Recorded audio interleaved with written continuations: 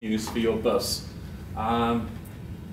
These are their little symbols. So in this particular case, this is a non-inverting buffer because there's no little bubble or pimple here. So whatever's on A appears on the output, provided that device is enabled. And you can see there's a third terminal on that device, the EN terminal, that allows it to wake up or go to sleep. And there's different variants here. If you see a little pimple, it usually means it's active low. Pimple here means it's the inverse. So for this particular device here, we can see now there's no pimple here and things, so this is probably active high. So when enable is low, EN is low, you can see that under those conditions, no matter what's happening on A, whether A is high or low, the output is not high or low, it's written high Z, meaning high impedance. It's as if it's completely disconnected from the output. You can think of this as having like a little switch inside that can open up the switch and there is no connection. So high impedance means the output is effectively floating. However, when enable is high, this device in this particular case is awake, in which case, because it's a non-inverting buffer, whatever's appearing on A, the same appears on the output. You're actively driving the output.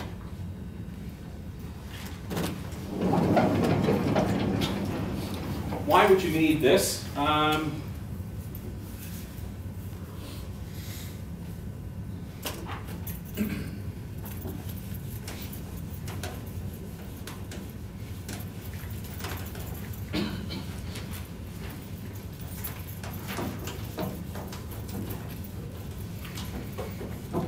Let's just very briefly.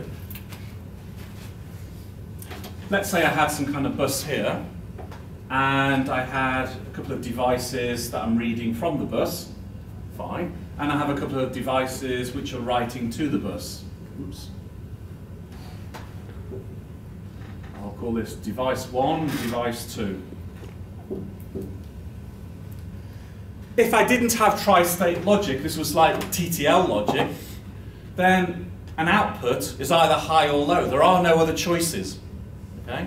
There's no third option in traditional TTL logic. So this is either a 1 or it's a 0. Let's say this one happens to be a 0, and now you want to use this device to write to the bus. Well, the problem is, if you wanted to write a 1 here, we have potentially a huge problem because we're going to get a huge current flow this way and probably destroy this device. So we want to avoid that kind of thing happening. So the trick is to effectively have devices with this third state switch involved. So if we have two devices writing to the bus, one of them, the switch is closed, and all the others, which potentially could write to the bus, their switches are open. So it doesn't matter what's happening here, whether it's a 1 or a 0 in this case, because it's in its third state. This is tri-state, so this is disconnected from its input. So then this one can actively drive the bus high or low as it needs without interference. You cannot do that with normal TTL logic. You need tri-state logic to be able to do this. You've actually met tri-state logic in a little bit already in this course, because port 0 on the 8051 effectively provides you with the capability of doing a kind of tri-state logic, because you might remember when we're driving it as an output, effectively we switch off a transistor, we can switch off a transistor, and then that line just floats. Anyway.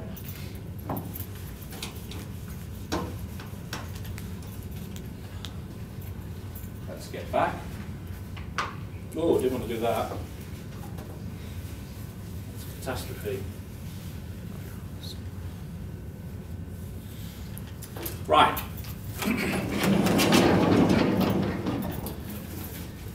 If you want a device which provides you with bidirectional access to the bus, the normal arrangement we come up with is the one shown here. So what we've got is a pair of back-to-back tri-state buffers. Now in this case they're shown as inverting buffers. They can be inverting, they don't always have to be inverting. So if this device is writing to the bus, then effectively we switch on this, we switch off this, and then anything it's writing out here will go out onto the bus. It is essential at the time that we do that all the other devices that connect to the bus, none of those are trying to write to the bus. Their equivalent of this buffer has to be switched off. All the devices which are listening to the bus, they will switch on their equivalent of this device.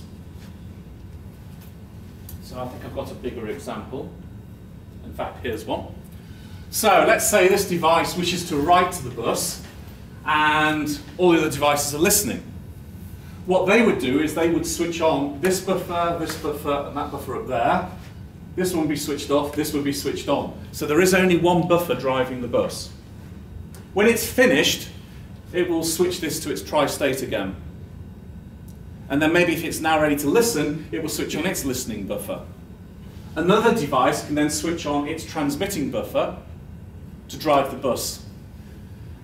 Obviously, we need some mechanism to synchronize this activity. It's not shown here, but effectively you need some kind of logic above this to ensure that no two of these devices enable their driving buffer onto the bus, their write buffer onto the bus at the same time.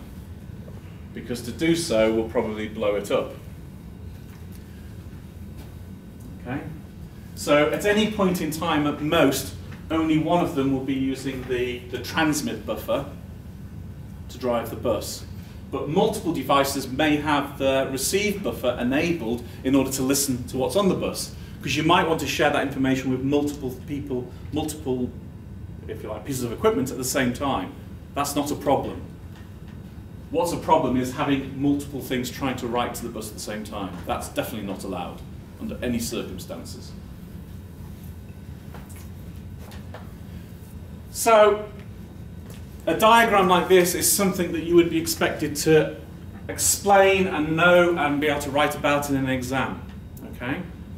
So, this idea of an inverse parallel arrangement of tri-state buffers and how you ensure that at most only one of them is ever transmitting onto the bus at any point in time through some kind of software control or some kind of logic control, you need to know about that. Any kind of questions with this, or is it sort of patently obvious? Yeah? Just go through that again. Yeah.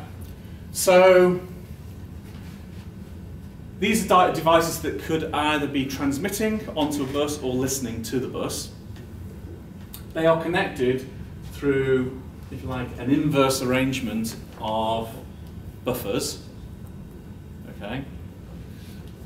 And via some kind of magic, these buffers have enable signals that we ensure the following things happen. So, if a particular device wishes to transmit onto the bus, it enables its transmit buffer, and we must ensure, as if by magic, that no other transmit buffer anywhere else is enabled at the same time. Not even the ones that are... Only one of them is allowed to transmit at a time. So that's a transmit buffer because it's going to the bus. There's a transmit buffer going to the bus. That couldn't be enabled at the same time. And neither the one above. The one above it can be, because that's a receive buffer. So although we're only allowed to have one transmitting at a time, we can have as many as we like listening. So that could be enabled. That could be enabled at the same time, and that could be enabled at the same time too. That wouldn't be a problem. Okay? And then whatever this writes out, it will come out here, go onto the bus, and it will appear here, it will appear up there, and it will appear up there as well. Not a problem. The bus is only being driven by one source. When it finishes, it's its job to, basically this has to be switched off back into its tri-state level. So it's effectively no longer connected. And that then means some other device can then take control of the bus and it can write to it. When it's time for it to write, it will enable its transmit buffer.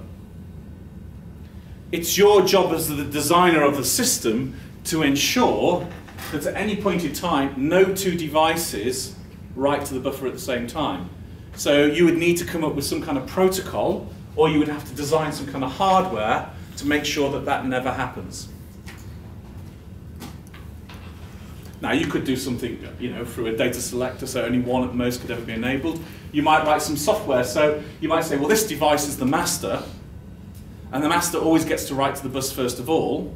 Once it's written and sent some information, a short while later it goes into listening mode, and then depending on what it wrote to the bus, some other device is allowed to take control of the bus for a short period of time. Now, we've basically engineered through software some kind of protocol, a sequence of actions to make sure no two devices try to write to the bus at the same time. There are different ways it can be achieved, but what is non-negotiable is that at any point in time, only one device can write to the bus, ever.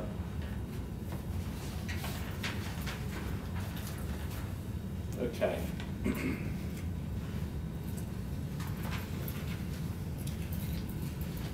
If effectively two things want to write to the bus at the same time, we have a contention situation.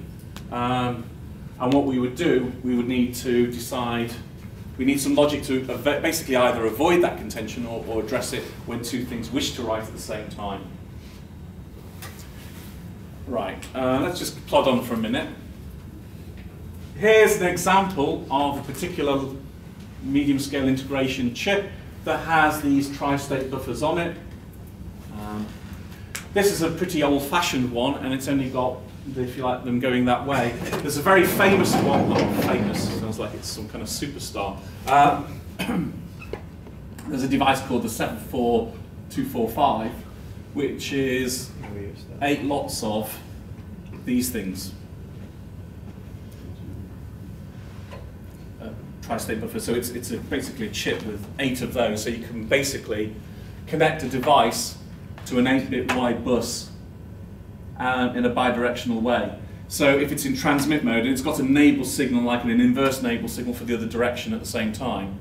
So you either enable all the transmits, so you can write whole 8 bits to the bus in one go, or you can switch that off and enable the receive ones and read from the bus a whole 8 bits in one go. So that's quite a common device for doing this. So if you had a number of devices connected to this bus, each of those would have their own 245, and that 245 would be connected to this 8-bit wide shared resource, this bus. Now, how you decide which enable, when to make it go high and low, that's for you, the designer of the system, to make sure that you don't enable the right direction on multiple of these at the same time. It's your job to ensure the conflict doesn't happen.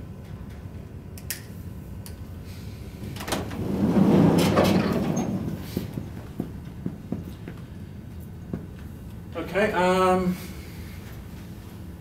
in more complex systems, where you might have an entity, a shared resource that you both want to access, such as a bus or whatever, you can get devices that provide special bus arbitration logic. What might happen there is when you want to get access to the bus, you basically put a little flag somewhere and say, I want the bus. And when it becomes available, the fact that your flag's there saying the bus is for me next, basically you can get the control of the bus at that point in time.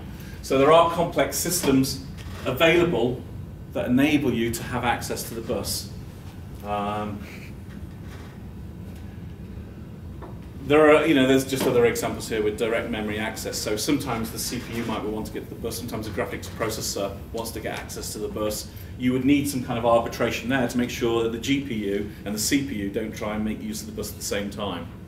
But we're going beyond the scope of this course to worry about the details of that. Okay, so it's 5 to 10, and I think we've pretty much covered that one. So after the break, that topic's gone. We're going to do serial communication. We're going to start that today. So let's start at 5 past 10, and we'll do about 40 minutes or so of that.